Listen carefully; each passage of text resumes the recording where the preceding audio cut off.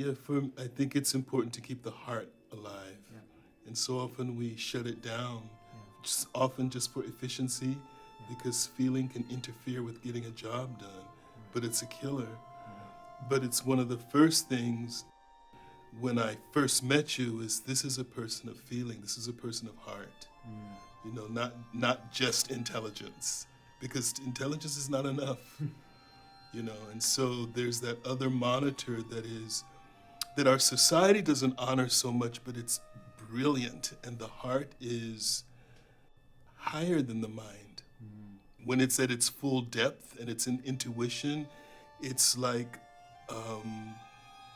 it has the bird's eye view of the big picture, whereas the mind categorizes and the sharpness of it slices things in 2 and 3 and 4 and multiplies.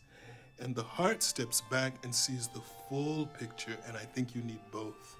And to me, it's like the combination of that's what, in my mind, East and West is the balance of heart and mind, of feeling and logic. And when I recognize that in a human being, I go, oh, great. They have a full spectrum to resonate with instead of just one particle.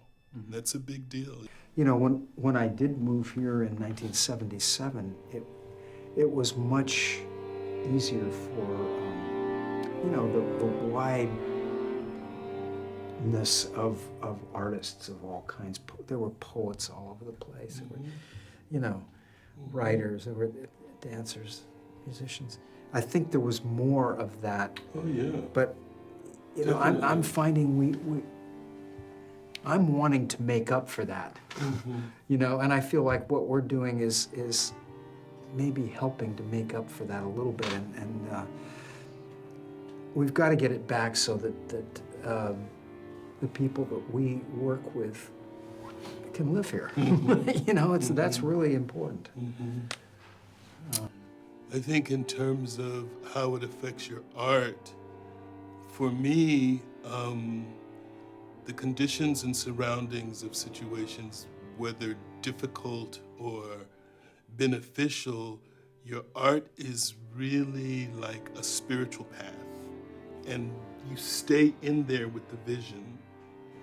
But if you're talking about the ease, San Francisco was friendlier. San Francisco had a sense of community, and it also had a unique feeling. Like, there's places that don't have unique feelings, but there are places that have really unique feelings. Ballet, Paris, Germany. But now that feeling is kind of changing to where it's similar to, or the uniqueness of it is, the scent isn't as strong as it used to be, but the work must get done. And I completely agree with you that there was a point when the bloom from the 60s, as it wafted, stopped, right. You know, and got very thin. And today it's kind of just a memory. And now it's a difficult time everywhere in the world. Yeah. And so I agree, because it's a difficult time, we have to keep our eyes on the light. Because if we just focus on the darkness, then we're not helping each other. And so you can't beat the darkness with a stick to make it go away. You have to bring in light. And that has been the point of art making since, its origin. Light has to be brought. And light means knowledge, light means information, light means clarity. And we have to repel the darkness by light, not by beating at it. Yeah. And so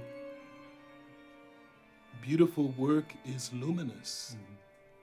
I've seen work that made me realize that I was on a path that needed to switch. That I've seen work that told me, you're getting further away from your heart. Get back. And so that is a beautiful thing to help people. It's like you're giving road marks. It's going to be one of those moments of where people do feel energized and lifted, and you know,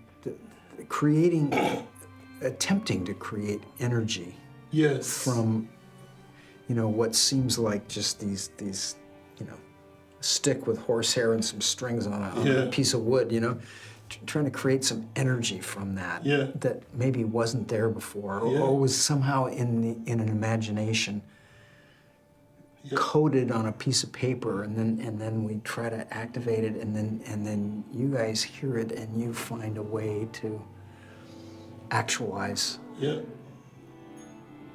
You know, it's thrilling. It's thrilling, so I'm really looking forward to sharing this.